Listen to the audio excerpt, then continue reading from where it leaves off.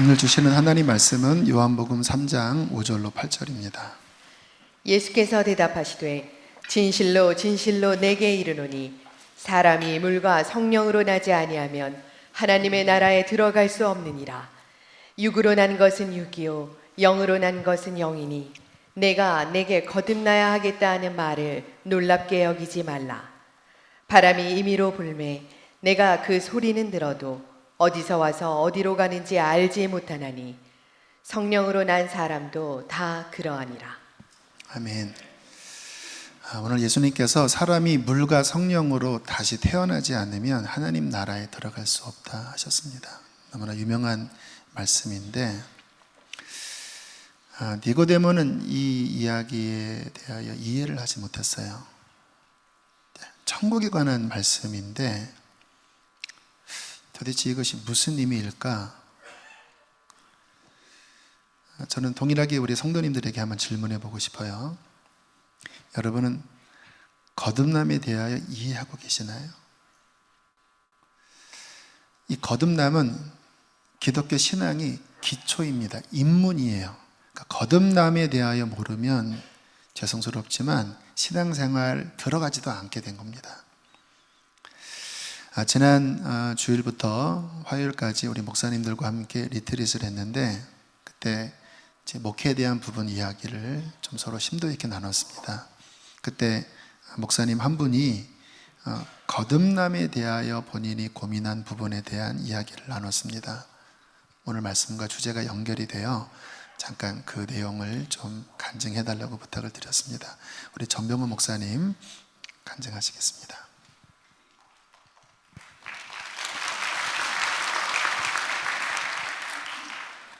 저는 목회자의 집안에서 태어나 자랐습니다. 어렸을 때부터 교회에 가는 것이 자연스러웠고 예배드리는 것이 늘 일상의 일이었습니다. 그렇기 때문에 복음의 말씀을 들을 수 있는 기회는 참 많았지만 그 복음이 저에게 실제가 되기까지는 꽤 오랜 시간이 걸렸습니다. 아버지께서 개척 목회를 시작하시게 되고 여러 상황으로 인하여 저의 마음이 가난했을 때에 그때 비로소 저는 예수님을 인격적으로 만나게 되었습니다. 중학생이었던 시절에 기도원에 가게 되었는데 매번 들었던 예수님의 십자가 복음이 심령이 가난했던 저에게 실제로 부딪히게 되었고 처음으로 존재적 죄인임을 깨닫고 하나님께 울부짖으며 회개를 하게 되었습니다. 그렇게 저는 중학생 때에 거듭남의 경험을 하게 되었지만 제가 거듭남의 개념을 정확하게 이해하고 깨닫게 된 것은 신학교에 입학한 이후였습니다. 한 선배가 선물해 준 책을 읽으면서 처음으로 거듭남이라는 단어를 새로 보게 되었고 그리고 성경을 읽으면서 점차 구원에 대한 이해를 달리하기에 이르렀습니다. 놀랍게도 성경에서는 거듭남과 회개와 믿음에 대해 분명히 증언을 하고 있었습니다. 구원을 받는 것은 거듭남이 이루어지는 것이구나. 참된 회개를 통해 거듭나지 않으면 구원을 받지 못한 것이구나 하는 사실에 대해 확신을 하게 되었습니다. 그렇게 이해를 하게 되니 이제껏 이해되지 않았던 모습들에 대해 이해할 수 있게 되었습니다. 왜 교회에 있는 성도님들이 세상의 사람들과 전혀 다를 바 없는 모습을 보이는 것일까? 왜 저분은 저렇게 교회에서 시기 질투를 일삼고 교회를 분열시키는 일에 참여를 하는 것일까? 성경에서 말하는 초대교회 성도들의 모습을 왜 오늘날 교회에서 보기 힘든 것일까? 와 같은 문제에 대한 답을 얻게 되었습니다. 교회 안에 회개와 믿음으로 인해 거듭난 사람들이 적구나. 그분들은 아직 거듭난 것이 아니구나 하는 결론에 이르게 되었습니다. 그리고 나서 저의 구원관을 비롯하여 신앙에 대한 관점과 앞으로 행해야 할 사역의 방향이 완전히 달라졌습니다. 저의 사역의 목표는 단순해졌습니다. 그것은 사람들의 영혼이 거듭날 수 있도록 하는 것이었습니다. 그래서 당시 교육전도사로 섬길 때에 어린이부를 맡았었는데 아이들에게 계속해서 복음의 메시지를 전했습니다. 회개와 믿음을 전했고 반드시 예수님을 인격적으로 만나야 함을 강조했습니다. 성경 학교 때마다 복음의 말씀을 집중적으로 들을 수 있는 집회에 참여를 시켰고, 계속해서 아이들이 복음에 반응할 수 있도록 기도 훈련을 하고 제자 훈련, 성경 공부, 여러 프로그램을 함께 병행했습니다. 그러자 아이들이 해가 지날수록 변화되는 것을 경험하게 되었습니다. 처음에 아이들은 하나님을 경외하는 것에 대해 전혀 알지 못했고 예배 시간에는 형식적으로 임했었습니다. 찬양을 할 때에는 바닥만 쳐다보고 있었고 예배는 드리나 영적인 분위기는 거의 죽어있는 상태였습니다. 그런데 시간이 지날수록 아이들이 변화되기 시작했습니다. 주님을 인격적으로 만난 거듭남의 경험을 바탕으로 지속되는 훈련을 통해 하나님을 인식하고 하나님을 경외함으로 예배하는 아이들로 변화되었습니다. 찬양을 할 때의 가사를 생각하면서 은혜에 반응하는 아이들로 바뀌었고, 아이들이 손을 들고 찬양하는 모습을 목격했을 때에는 몸에 전율이 일어나면서 하나님께 감사의 기도를 드렸습니다. 제 개인적인 경험과 그리고 사역을 하면서 간접적으로 경험을 한 것을 바탕으로 할 때에 한 영혼이 거듭나게 될 때에 변화되는 점은 다음과 같습니다. 먼저 하나님을 사랑하게 되었습니다. 거듭나기 전에는 하나님에 대해 실제적으로 관계성을 맺지 못했습니다. 저의 모습을 보아도, 그리고 저와 함께했던 사람들의 모습을 보아도 그랬습니다. 저는 지식적인 면에서 누구보다 복음에 대해 잘 알았고 하나님과 예수님과 성령님에 대한 이야기를 수없이 들었지만 그것은 제 삶을 살아가는 데에 아무런 영향도 끼치지 못했습니다. 그런데 거듭난 이후에 살아계신 하나님을 인식하게 되었습니다. 그리고 하나님을 경외하고 하나님을 사랑하는 마음을 가지게 되었습니다. 하나님을 경외하고 사랑하니 저절로 하나님과 동행하는 삶을 살아가는 방향성을 지니게 되었습니다. 예배하는 모습이 바뀌었습니다. 찬양을 할 때의 가사의 의미를 생각하며 감격으로 찬양했고, 말씀을 들을 때에 제 삶에 적용하며 그대로 순종하려는 마음을 지니게 되었습니다. 누가 뭐라 하지 않아도, 누가 훈련시키지 않아도 거듭나게 되니 살아계신 하나님과 동행하려는 마음을 갖게 되었고, 그리고 그런 동행의 열정은 바로 하나님을 사랑하는 마음에서 비롯되는 것이었습니다. 그리고 죄와 싸우게 되었습니다. 사실 거듭나기 전에도 가지고 있는 양심에 의해 죄를 인식했고 죄를 행하지 않으려고 노력을 했습니다. 그런데 도무지 이겨지지가 않았습니다. 끊고 싶은데 끊어지지 않는, 그래서 계속 반복하면서 죄를 짓고 또 이겨보려고 노력을 하지만 결국 실패하게 되므로 늘 절망감에 시달렸습니다. 그런데 거듭난 이후에는 달라졌습니다.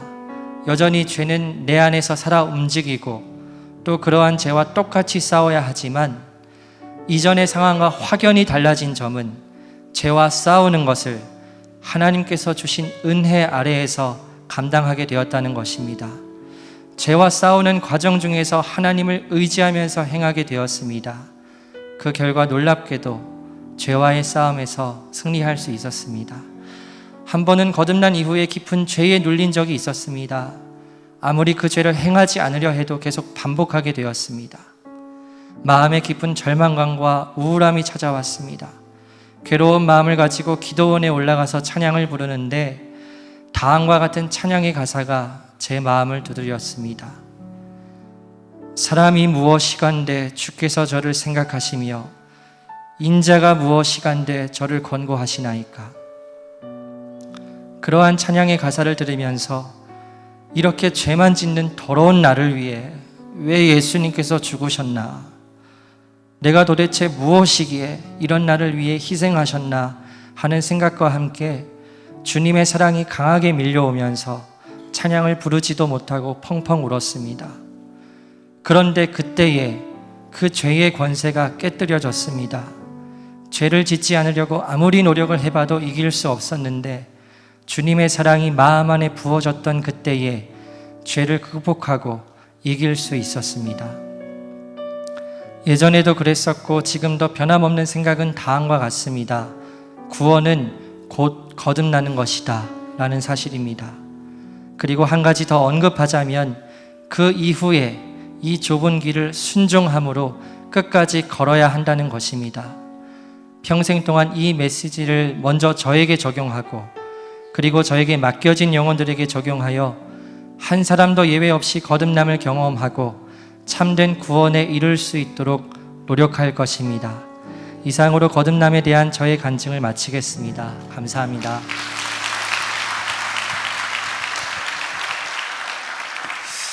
네, 우리 목사님의 어릴 때부터 지금까지의 이 거듭남에 대한 관심과 또 경험을 바탕으로 우리 마음 안에 많은 것들을 생각하게 했습니다.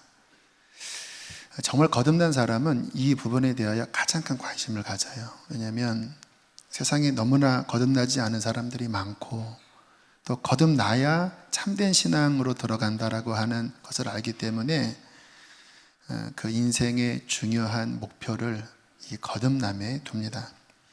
제가 리얼 크리스찬이라고 하는 주제로 지금 말씀을 나누고 있는 목적도 그와 같아요.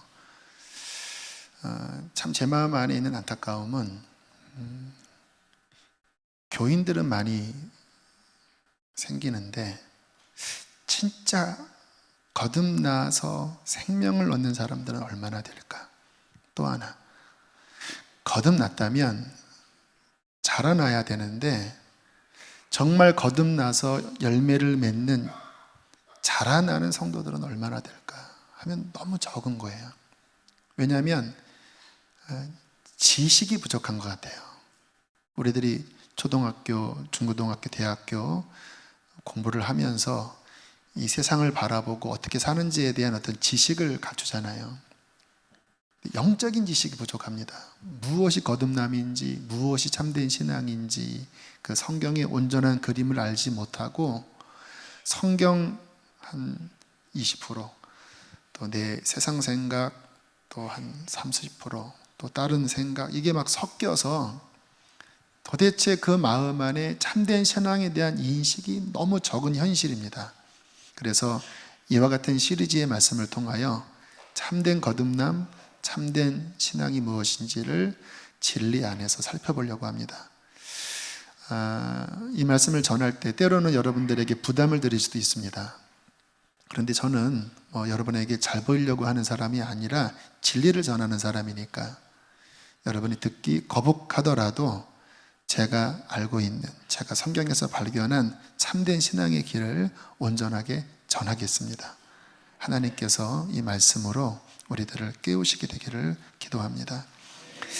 자, 예수님께서 천국 가려면 거듭나야 된다고 이야기할 때 니고데모가 도대체 이게 무슨 봉창 두드리는 소리냐, 아닌 밤중에 웬 홍두깨냐, 천국을 가야 되는데 또 태어나라니, 내가 늙었는데 그럼 엄마 뱃속에 들어갔다가 나와야 되는 건가? 전혀 이해를 못했습니다. 그때 주님이 이렇게 니고데모에게 대답을 하십니다. 6절 7절, 육으로 난 것은 육이요 영으로 난 것은 영이니 거듭나야 되겠다고 하는 말을 놀랍게 여기지 말아라. 네가 엄마로부터 태어난 육적 출생은 너희 몸이 태어난 것이다. 내가 말하는 거듭남은 영을 통하여, 성령님을 통하여 너희 속에 영이 태어나야 한다. 그것이 있어야 천국 갈 수 있고, 그것이 있어야 진짜 하나님을 섬기는 신앙을 가질 수 있다. 여러분, 사람이 왜 거듭나야 되냐면 인간은 태어나면서부터 하나님과 끊어진 상태에서 태어납니다. 우리의 본성이 죄로 인하여 하나님과 끊어진 상태에서 인간은 태어나요. 에베소서 2장 1절에 죄와 허물로 죽었던 너희라고 말씀하고 있습니다. 이런 이야기하면 혹 어떤 분들은 그건 너무 심한 말 아닙니까? 인간이 태어나면서부터 죄인이라니요. 아니 무슨 죄를 저질렀다고 인간을 그렇게 죄인이라고 그렇게 호도합니까? 이런 생각을 가질 수도 있을 거예요. 우리가 윤리 시간에 성선설이냐 성악설이냐라고 하는 부분도 중요한 아젠다 중에 하나였죠. 여러분들이 어떻게 반론하든 상관없이 인간이 태어나면서부터 죄의 씨앗을 가지고 태어난다라고 하는 것은 여러분들이 어떻게 반론해도 이것은 부인할 수 없는 증거가 우리의 삶의 지천으로 깔려 있어요. 여러분에게 죄지라고 가르쳐 주어서 여러분 안에 그런 죄의 생각들이 일어났습니까? 아니, 저의 이야기지요. 음란함, 교만함, 마음이 일어나는 살인들. 어린아이들을 키우다 보면 가르치지 않았는데도 자기 자신에게 뭔가 불편한 일이 생기면 아이들이 얼마나 영악스럽게 거짓말하고 또 고집 피우고 대항하고 막 불을 하는 모습을 보면요, 사람의 인간 그 깊은 근원 안에 성경대로 죄로 인하여 부패되었다고 하는 것은 자명한 사실이에요. 성경은 이것을 가리켜 죄와 허물로 죽은 상태다, 영이. 근데 이거는 죽어서 그냥 아무 느낌이 없다라기보다는 성경적인 정확한 의미는 하나님과 끊어진 상태라는 거예요. 여러분, 우리의 영은 생명의 하나님과 연결되어 있을 때 비로소 삽니다. 왜요? 하나님이 생명의 근원이기 때문에 하나님과 우리의 영이 연결되어 있을 때 사는 거예요. 그런데 하나님과 끊어지면 살아있지만 죽은 거예요. 마치 화초에 뿌리가 잘려서 물에 넣으면 당분간은 펴있지만 그것은 산 게 아니잖아요.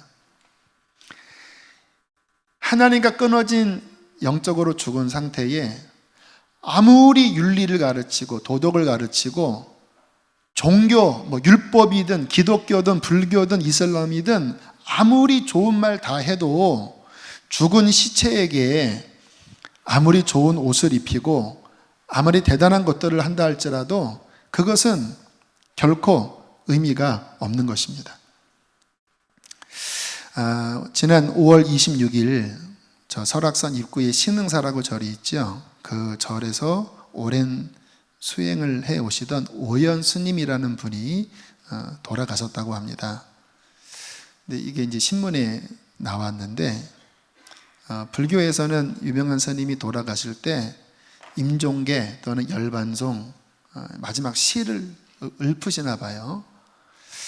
근데 그 기사에 이 오연 스님이 마지막 돌아가시기 한 달 전에 그 임종계로 읊은 그 시가 나와 있는데 깜짝 놀랐습니다. 이러한 시의 내용이었어요. 천방지축 기고만장 허장성세로 살다 보니 온몸에 털이 나고 이마에 뿔이 돋는구나 억. 이게 마지막 돌아가시기 한 달 전에 임종계예요.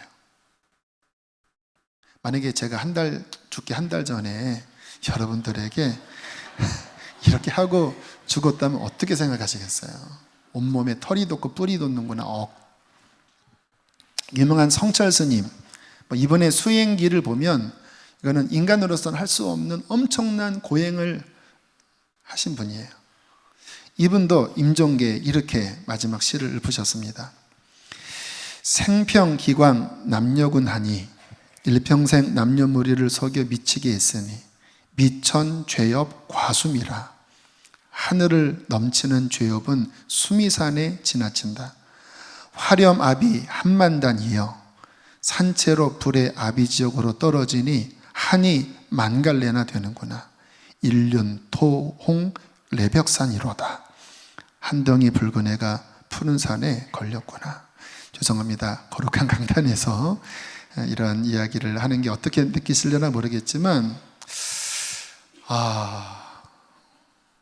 한평생 돌을 닦으시고 욕을 끊으시려고 삭발 수도로 저 산골에서 수십 년간 인간으로서는 감히 다다를 수 없는 수행을 한 끝에 이러한 고백을 할 수밖에 없는 이유가 무엇일까 생각해 보셨습니까? 불교계에서는 겸손하다고 이야기합니다. 맞아요. 겸손한 거예요. 솔직한 자기 심경을 고백한 거예요. 마지막 죽을 때가 보니 나의 삶이 허장성세, 기고만장, 천방지축. 내가 설법을 이야기했는데 그것이 정말 사람을 살리는 일이 아니었고 나의 죄를 들여다보니 돌을 닦았음에도 불구하고 저 수미산보다도 더 크구나. 나는 이 상태로는 산채로 아비지역으로 떨어지니 한이 만갈래다. 깊은 그 심연의 이 본성에서 울려나오는 이 솔직한 고백이 아니었나라고 하는 생각에 참 마음이 씁쓸한 마음이 들어요. 오늘 예수님의 말씀을 다시 한번 들어보십시오. 사람이 물과 성령으로 나지 아니하면 하나님의 나라에 들어갈 수 없느니라. 이것은 교인들에게도 하시는 말씀이고 저 유대인들에게도 하시는 말씀이고 이슬람, 무슬림들 또 불교 다니는 모든 사람들에게 동일하게 하시는 말씀이에요.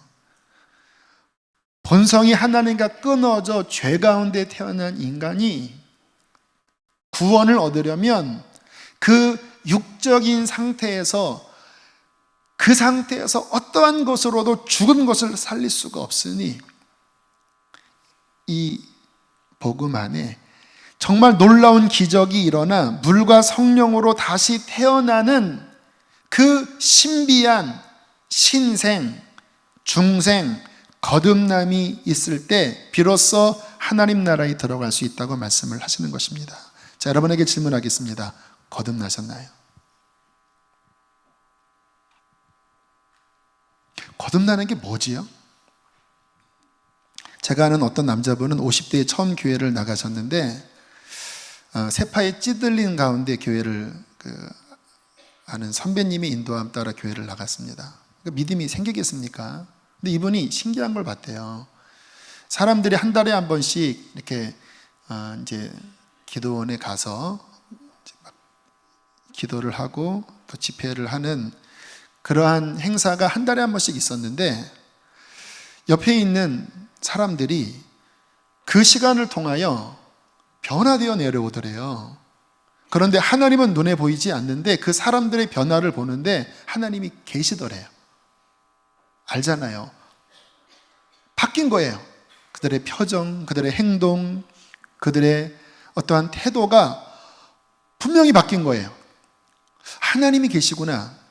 그러면 나도 하나님 만나야 되겠다. 그리고 이분도 막 하나님께 기도하고 매달렸는데 이분에게는 그런 변화가 안 일어나는 거예요.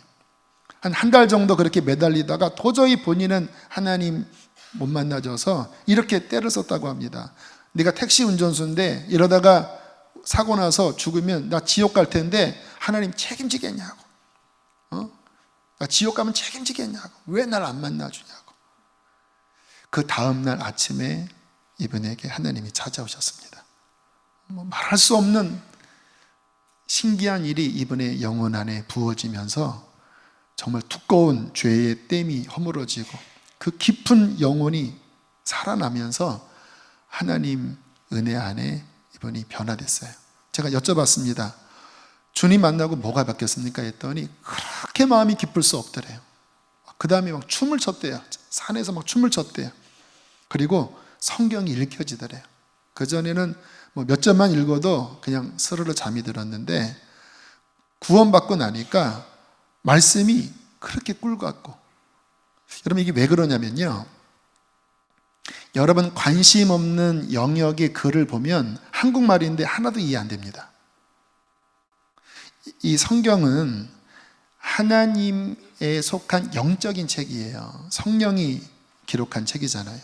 그래서 내 죄인된 육적인 상태에서는요 똑같은 한국말인데 전혀 무슨 말인지 모릅니다. 그리고 이게 말이 안 되는 이야기예요. 어떻게 6일 만에 창조하고 무슨 물로 전 세계 홍수를 일으키고 부활하고 이게 하나도 이해 안 가요. 왜요? 육으로는 영의 일이 와닿지가 않아요. 외국말 같아요. 그런데 거듭나잖아요. 그 말은 뭐냐면 영적으로 살아난 거거든요. 그러면 비로소 하나님의 진리를 이해할 수 있는 코드가 생깁니다. 그 센스가 생겨요. 그 다음부터는 성경 읽으면 눈물밖에 나지 않아요. 다 내 이야기고 이게 어쩜 그렇게 꿀과 같은지. 이분이 그렇게 울면서 주님을 만났는데요, 저는 이러한 거듭난 분들의 이야기를 들을 때마다 너무 기뻐요. 왜냐하면 이 세상에 한번 생각해 보세요. 말기암 환자가 그 말기암에서 이제 시한부 인생인데 살아난 사람 있잖아요. 하나님의 치료를 받아서. 말기암 환자가 말기암에서 고쳐진 게 더 큰 기적일까요? 죄와 허물로 죽었던 자가 성령으로 거듭나서 하늘의 생명을 얻는 게 기적일까요? 더 큰 기적일까요? 질문할게요. 죽은 자가 살아나는 일이 있죠. 성경에도 예수님이 그렇게 살리셨습니다. 또 역사 안에도 기독교계에는 정말 죽은 자를 살린 기적들이 지금도 일어납니다. 뭐 아프리카나 아시아 지역에서는 그런 보고들이 많아요. 죽은 자가 살아나는 기적이 더 클까요? 여러분 안에 하나님의 성령이 찾아오셔서 죽은 영이 거듭나는 기적이 더 클까요? 세상에서 가장 큰 기적은 거듭남입니다. 세상에서 가장 큰 복은 거듭남이에요. 왜냐하면 죄와 허물로 죽었던 하나님과 끊어져서 영원히 멸망할 수밖에 없는 그 영이 살아나는 거예요. 왜 거듭나야 되냐? 요한복음 5장 29절에 주님이 이렇게 경고의 말씀을 하셨습니다. 읽겠습니다. 시작. 악한 일을 행한 자는 심판의 부활로 나오리라. 로마서 2장 16절 시작. 하나님이 예수 그리스도로 말미암아 사람들의 은밀한 것을 심판하는 그날이라. 여러분, 사람은 육신이 죽어도 그 속에 있는 본질은 죽지 않아요. 하나님과 끊어진 것을 영적으로는 죽음이라고 이야기하지만 사라지는 게 아니에요. 여호와 증인에서는 사라지는 것으로 이야기한다네요. 안 사라집니다. 그런데 죄사함 받지 못하고 거듭나지 않은 상태에서 하나님 앞에 서면 오늘 말씀처럼 심판대 앞에 서는 거예요. 사람들의 은밀한 것, 내 아내 앞에서야, 내 남편 앞에서야, 내 자녀들 앞에서야 가면 쓰고 살았죠. 그러나 나만 아는 죄가 있잖아요. 또 인간의 기준이 아니라 하나님의 거룩한 기준, 그 앞에 내가 죄 용서함 받지 못하고 선다고 하면 정말 좀 전에 그 스님들의 고백처럼 억하는 소리가 나는 거예요. 억하는 소리가. 그런데 물과 성령으로 거듭날 때 그는 하나님 앞에 설 수 있는 것입니다. 여러분, 사람들 안에 그 괴로움이 있습니다. 참 이상하지요? 저는 이제 목회를 하면서 다양한 계층의 사람들을 하나님이 만나게 하셨어요. 잘 사는 분들, 또 뭐 저 구령 마을에서 또 어렵게 사는 분들. 근데 참 신기한 건 뭐냐면 잘 사는 사람이나 못 사는 사람이나 지위가 높은 분이나 낮은 분이나 그 마음 안에 괴로움이 없는 분이 없더라고요. 아무리 많은 재산을 가졌어도 그 마음 깊은 곳에 있는 그 고통 때문에 잠을 이루지 못하는 일. 사람의 진짜 고통, 진정한 기갈은 뭐냐면 아모스 8장 11절에 나옵니다. 양식이 없어 주림이 아니며 물이 없어 가람이 아니요 여호와의 말씀을 듣지 못한 영적 기갈이라. 맛있는 것 먹고 좋은 집에서 잘 사는 것 같은데 왜 내 마음이 말라 비틀어지지요? 왜 그렇게 채워지지 않지요? 마태복음 4장 4절 여러분들 읽어주실까요? 시작.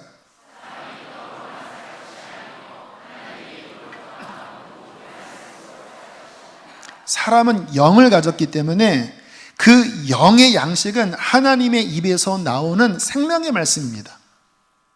그게 있어야 비로소 우리는 해갈이 되고 힘이 나는 거예요. 영적으로.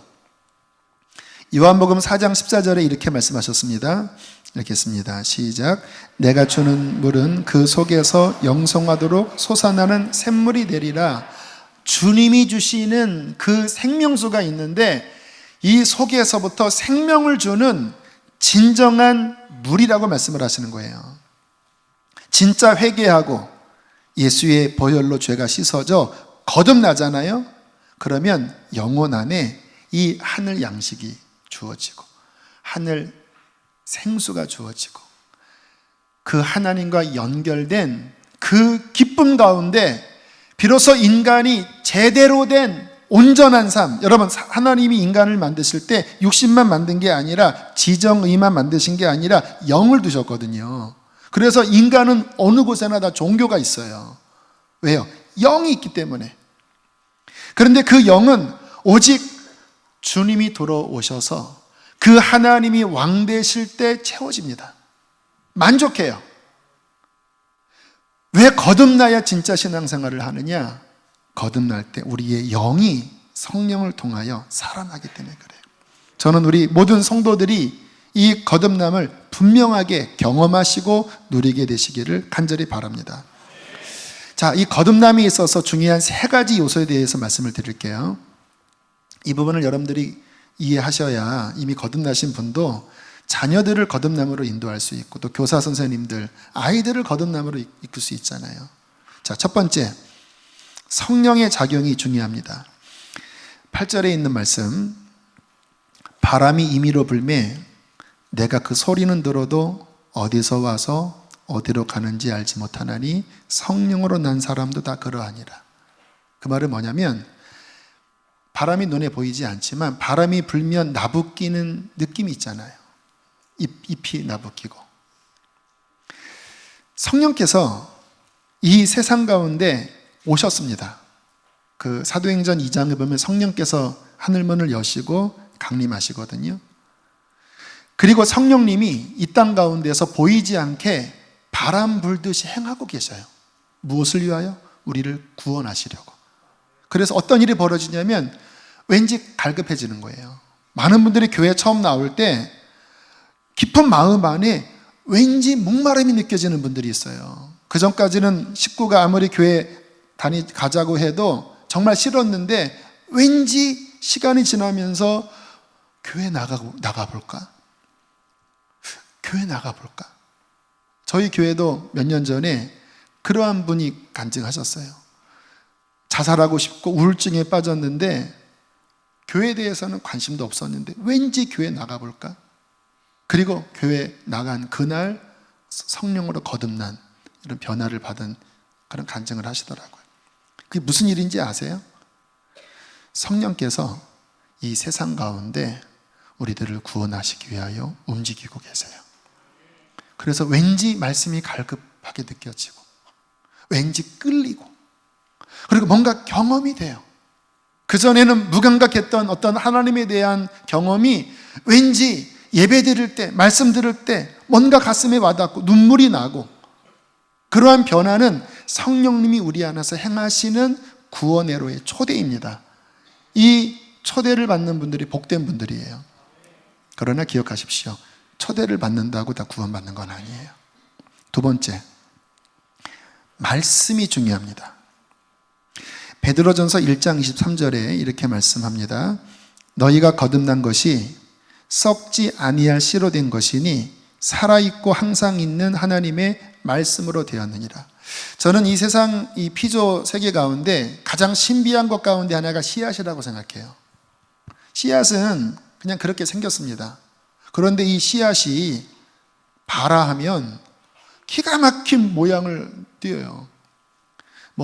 저 미국에 있는 세카이어 그 국립공원에 가면 나무가 100m 가른 나무가 있잖아요. 둘레가 장년들 막 10명이 손을 내밀어야 둘레가 채워지는 나무 있잖아요. 씨앗이 동전 반밖에 되지, 동전 3분의 1밖에 되지 않아요.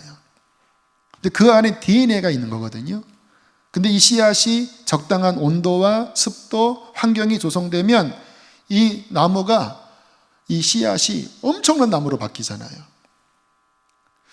구원은 성령님이 역사하시는데 그 씨앗이 뭐냐? 말씀입니다. 말씀.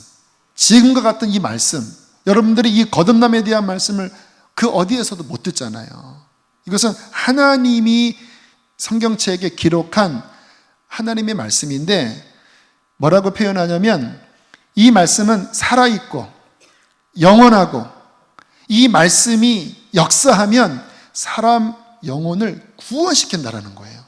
그래서 우리가 이 말씀을 듣는 것이 대단히 중요합니다. 설교 듣다가 거듭나고 성경 읽다가 거듭나고 성경 공부하다가 거듭나요. 왜요? 말씀이 구원을 주는 씨앗이기 때문에. 자, 그런데 말씀을 듣는다고 다 구원받는 것도 아니에요. 어떤 분은 참 감사하게 예배당 온 첫날 성령으로 거듭나서 헷가닥 뒤집어지는 분이 계세요. 그런데 진짜 신기한 거는 10년을 교회 다녀도요, 말씀을 그렇게 들었는데도 전혀 씨앗이 그 사람 안에 구원을 못 쳐요. 무슨 일이죠? 그렇게 말씀을 들었는데도 뭔가 감동은 일어났습니다. 성령께서 뭔가 마음의 찔림도 주시고 뭔가 경험도 주셨는데 정말 그 사람을 변화시키는 구원을 이루지 못하고 끝나요.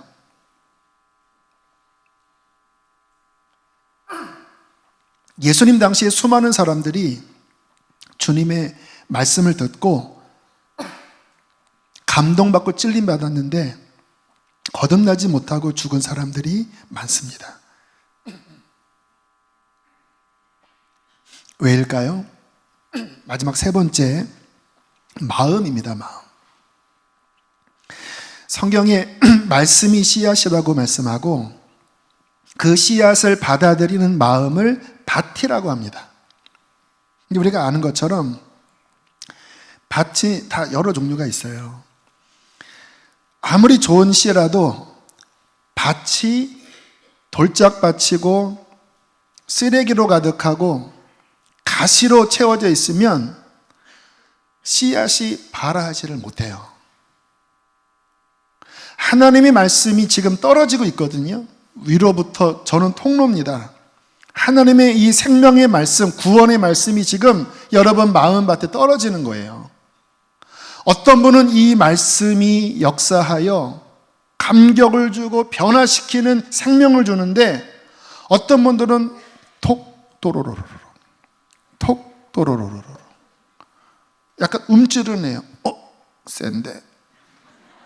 근데 들어가지를 않고 또 탁 밀어내서 또로로로로 내내 그 자리에요. 옆에 있는 사람만 구원받는 걸 보는 거. 쟤 구원받았네. 쟤 구원받았네. 쟤 구원받았네. 뭐 본인은 철옹성입니다.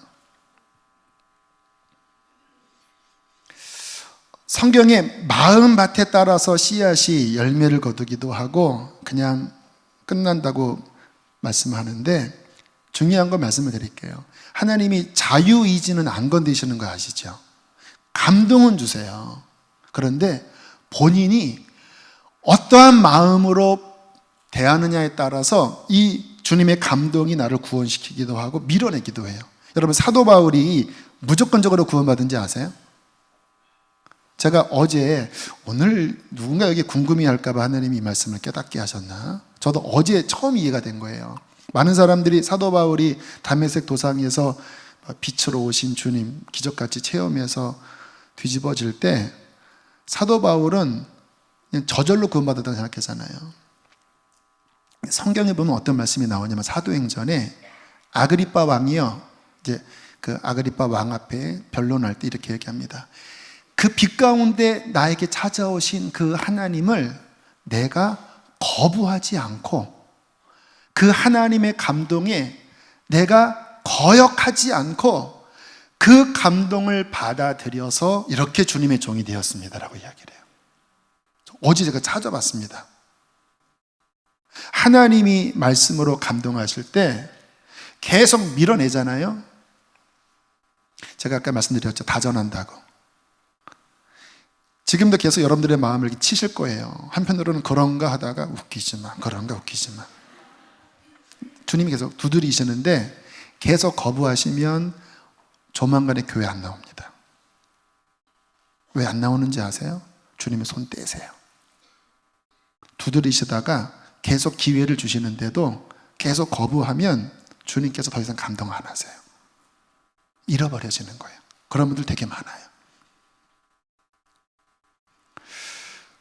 중요한 게 우리의 마음의 태도인데요. 수용적인 태도를 가지셔야 합니다. 데살로니가전서 2장 13절에 이렇게 말씀합니다. 너희가 우리에게 들은 바 하나님의 말씀을 받을 때에 사람의 말로 받지 아니하고 하나님의 말씀으로 받음이니 진실로 그러하도다. 그 다음 읽어보실까요?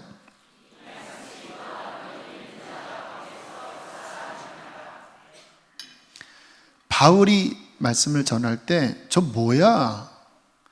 저 무슨 이상한 자가 와서 이상한 이야기를 하네? 그렇게 받아들일 때는 말씀이 떨어졌어요. 근데 데살로니가 교회는 하나님의 말씀이구나 라고 수용했는데 바울은 뭐라고 이야기하냐? 이 말씀이 수용한 그 마음 가운데 역사했다고 말씀해요. 참 신기하죠? 그냥 팔짱 끼고 계속 밀어낼 때는 그냥 이상한 말입니다. 이런 말들이.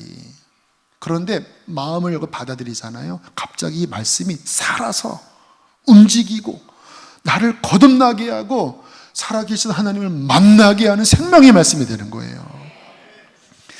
정정하라고 하는 탤런트가 주님 만난 간증을 하더라고요. 제가 잠깐 편집해서 준비했습니다. 들어보시겠습니다.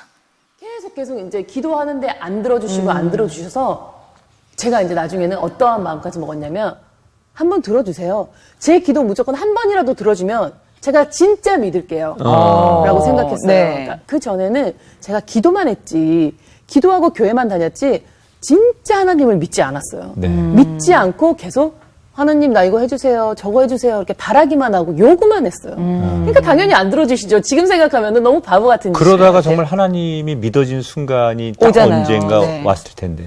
사실은 제 인생에 있어서 크게 빵 왔던 건 아니고 두 번에 크게 온 적이 있는데 네. 먼저 첫 번째가 그냥 성경 공부를 또 그날도 너무 무료하게 목사님께서 말씀하시는데 거의 믿지 않고 속으로는 과학적으로 근거 없는 얘기야 이러면서 앉아서 이제 쓰고 있는데 또 뭔가를 막 얘기를 하는 거예요. 홍해가 갈라지고 네. 뭐 또 노아의 방주 얘기를 하는데 정말 하나도 믿음이 안 가고 그랬을 때 제가 그거를 언니들은 믿어요? 네. 라고 저도 모르게 속으로 생각한다는 걸 겉으로 딱 얘기했는데 정말 이 언니는 굉장히 절실한 불교 신자였다가 이제 개종을 하신 분이에요. 네. 그래서 저는 이 언니에 대해서 이 언니가 그 기독교적인 좋은 말씀을 저한테 할 거라고 상상도 못 했거든요.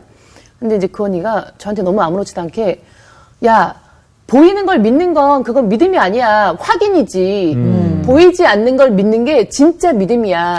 근데 너 지금까지 믿은 적도 없잖아. 믿지도 않으면서 목사님이 얘기하는 게 너 귀에 들어오겠어? 당연히 안 들어오지? 라는 얘기를 딱 하는데 네.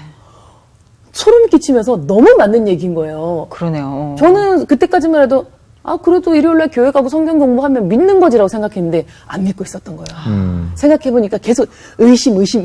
그 의심을 한 6년 동안 했어요. 6년 동안 의심하고 계속 하다가 그 얘기를 딱 듣는 순간 맞구나 라고 생각이 들면서 제가 성경책을 막 이렇게 뒤져서 찾기 시작했는데 그 히브리서 11장 1절에 믿음이라는 얘기가 딱 나오는 거예요. 그러면서 그 언니가 한 얘기가 딱 일치하면서 성경에 다 나와 있었구나. 내가 안 보고 건방지게 얘기를 했구나라는 생각이 들어서 그때 딱 그래 확인하지 말고 무조건 믿자.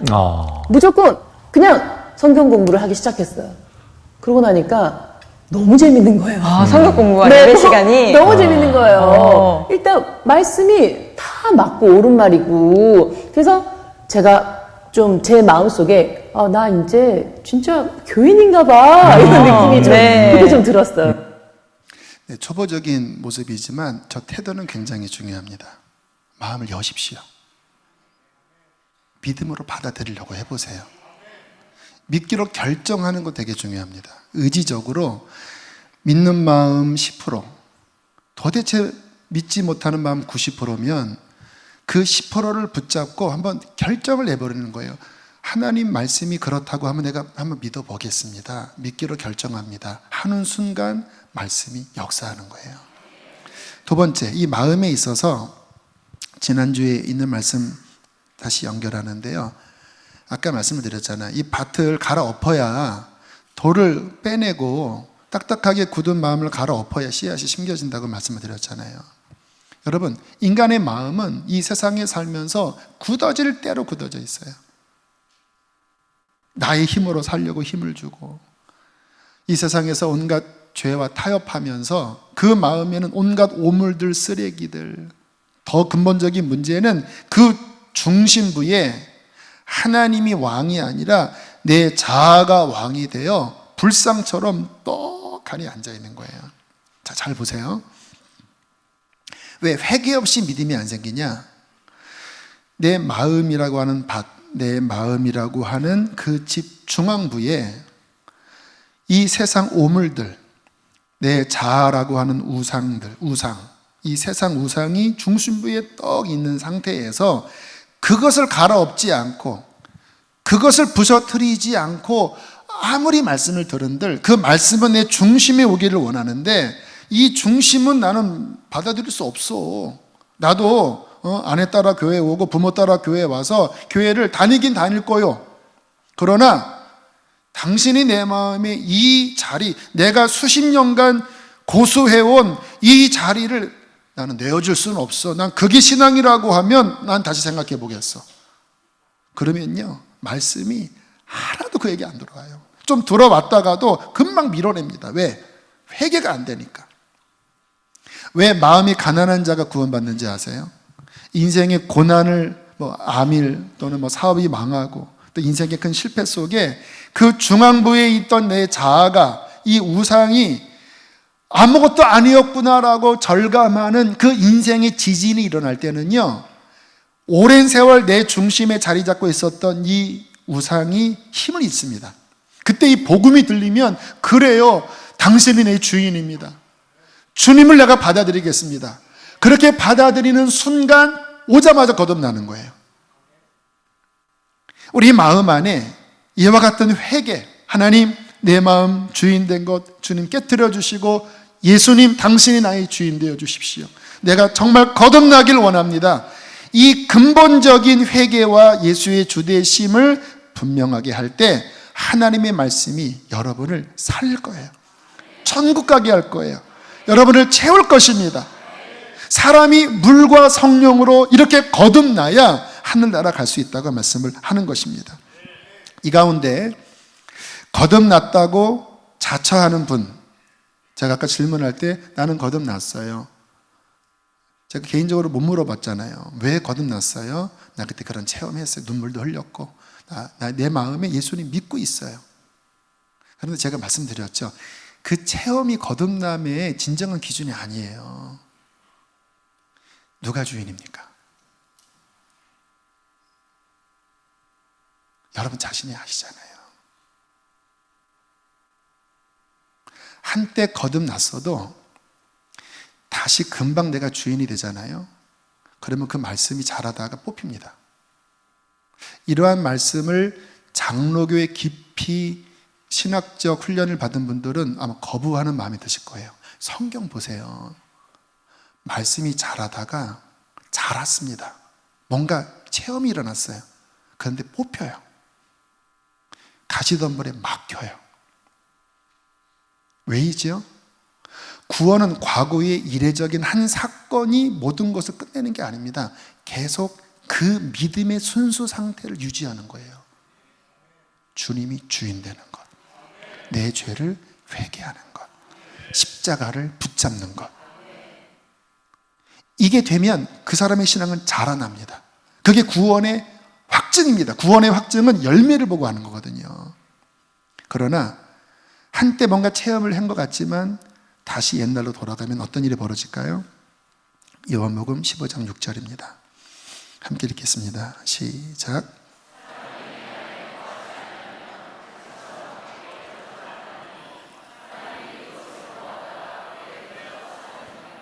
주님 안에 거한다고 하는 의미는 그분이 주인 되시는 의미예요. 그때 열매가 맺어요. 그런데 그분 밀어내잖아요. 말라버립니다. 왜 열정이 식었죠? 왜 기도가 요즘 안 되죠? 왜 성경과 멀어졌죠? 왜인지 아세요? 그분 안에 거하지 않아요. 그러면 점점 주님과 멀어지면서 메말라지는 것입니다. 저는 앞으로 이 리얼 크리스찬 언제까지 갈지는 모르는데 저는 여러분들을 도전할 것입니다. 구원이 시작됐다면 이 구원이 온전한 열매까지 이르도록 달려가라고. 그게 성경의 분명한 가르침인 것입니다. 갈라디아서 5장 17절, 육체의 소욕은 성령을 거스르고 성령은 육체를 거스리라니 이 둘이 서로 대적함으로 너희가 원하는 것을 하지 못하게 하려 함이라. 싸움이 있어요. 이기셔야 합니다. 어떻게?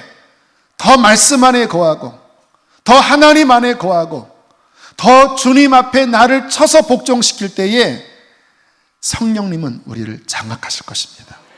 그게 구원의 길이에요. 그게 리얼 크리스찬이에요. 이 가운데 아직 거듭나지 않은 분들 계십니까? 좀 고민스럽죠. 말씀 들어보면 틀린 말은 아닌 것 같고 어떻게 해야 될지 모르겠고 여러분에게 격려의 말씀을 드립니다. 하나님께서 여러분 안에 행하고 계십니다. 바람이 불고 있어요. 이런 말씀이 찔리는 이유는 성령께서 여러분들의 마음을 두드리시는 거예요. 그런데 죽었던 나의 힘으로 거듭남으로 나아가는 게 어떤 분은 쉬운데 내 속에 있는 자아가 완고한 사람들은 진짜 힘들어요. 그런 분들에게 드리는 권면은 뭐냐면 예레미야 29장 13절 마지막으로 읽겠습니다. 시작. 있는 모습 그대로 하나님을 찾으시되 전심으로 찾아보세요. 영생이 달린 문제잖아요. 오늘 돌아가시면 어떻게 할 거예요? 구원받지 못한 교회 안에는 그렇게 많은 말씀을 들었는데 한 번도 회개한 일이 없고 한 번도 진정한 은혜 안에 들어간 적이 없다면 여러분 어떻게 되시겠습니까? 오늘이라도 주님이 나를 부르면 구원 얻도록 주님께 부르짖고 성경을 읽고 그렇게 하나님 앞에 목마름으로 나아가면 어느 날 구원이 선물로 여러분에게 올 것입니다. 그분이 회개할 수 있게 해주실 거예요. 그분이 여러분의 내면을 변화시켜 주실 것입니다. 이 은혜가 우리 온 교우들에게 함께하기를 축복합니다. 함께 이 시간 찬양하겠습니다. 시편 42편의 고백입니다. 하나님이여 목마른 사슴이 시냇물을 찾기에 갈급함같이 내 영혼 주를 찾기에 갈급합니다.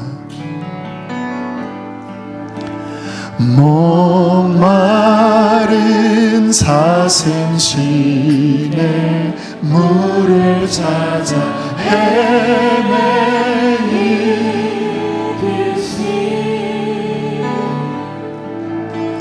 내 영혼 주를 찾기에 갈급하나. 여러분의 마음을 다하여 주 앞에 고백하십시오. 주님만이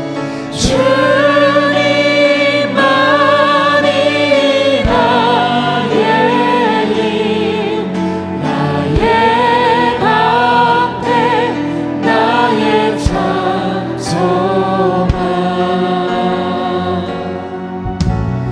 나의 몸 정성 하나 쳐서 주님 격배합니다.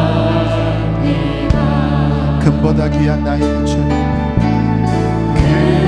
금보다 귀한 나의 주님, 내게 만족 주신 주,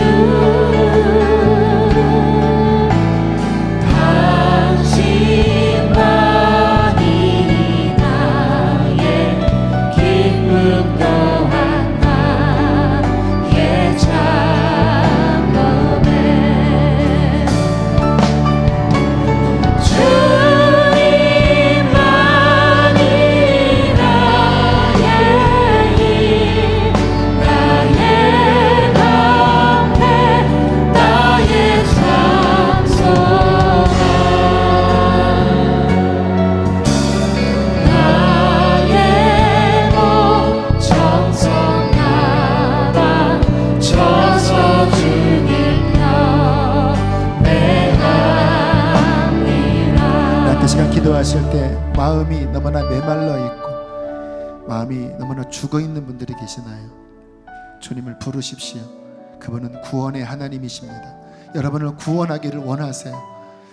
내 몸과 마음이 병들고 뭔가 하나님 앞에 잘 서지 못하는 분이 있습니까? 회복시켜 달라고 구하십시오. 하나님, 다시 첫사랑을 회복하여 주시고 주님 안에 주님이 왕된 그 순종의 믿음 가운데 내가 거하게 하여 주시옵소서. 주여 내가 온전한 구원의 완성에 이르도록 쉬지 않고 달려가게 하여 주시옵소서. 우리 주님 한번 부르시고 기도하시겠습니다. 주여 할렐루야. 살아계신 하나님, 우리를 구원하여 주십시오. 우리를 구원하여 주십시오. 하나님, 하나님을 열어주십시오. 하나님을 열어주십시오. 우리의 병든 믿음을 깨워주십시오. 우리의 병든 믿음을 다시 아버지 하나님 깨워주십시오. 주님을 살려주십시오.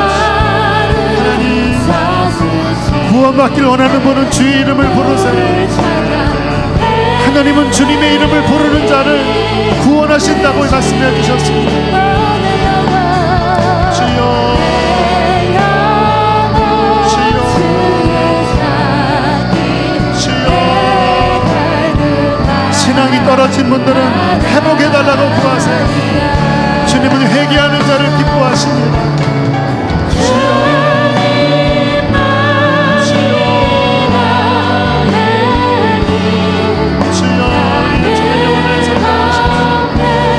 죽은 영혼을 살려주십시오.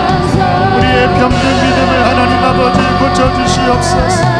주여, 우리의 흠뻑해진 마음을 하나님 깨트려 주시기를 원합니다. 하나님, 우리를 살려주십시오. 우리를 구원하여 주십시오. 주여, 우리가 온전한 구원의 길을 걸어갈 수 있도록 하나님 우리를 회복하여 주십시오. 회복될지어, 회복될지어, 회복될지어.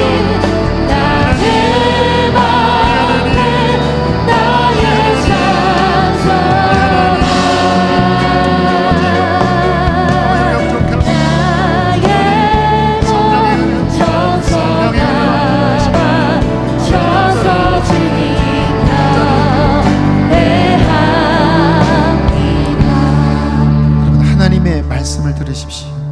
볼지어다 내가 문 밖에 서서 문을 두드리노니 누구든지 내 음성을 듣고 문을 열면 내가 그에게로 들어가 그로 더불어 먹고 그는 나로 더불어 먹으리라.